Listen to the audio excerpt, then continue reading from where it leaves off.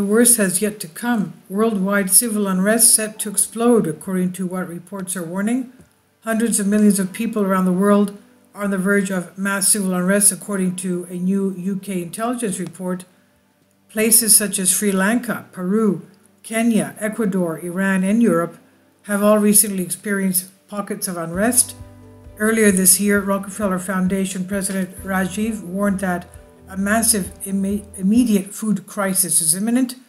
The UN said this summer that the world is marching towards starvation with an increased likelihood of civil unrest and upheaval around the planet.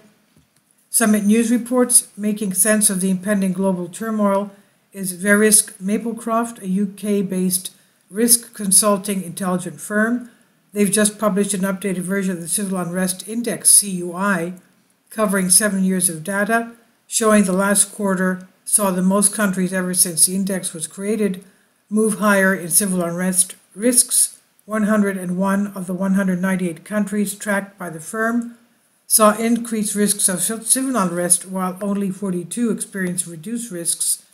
The impact is evident across the globe, with popular discontent over rising living costs emerging on the streets of developing and emerging markets alike, stretching from the European Union, Sri Lanka, Peru, Kenya, Ecuador, and Iran. Verisk wrote in the report, adding conditions were worsening as the frequency of protests and labor strikes could accelerate into fall. Although there have been several high-profile and large-scale protests during the first half of this year, the worst is undoubtedly yet to come, the firm warned.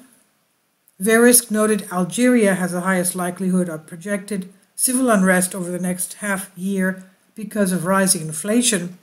Other areas include Europe, mainly due to energy hyperinflation decimating household finances.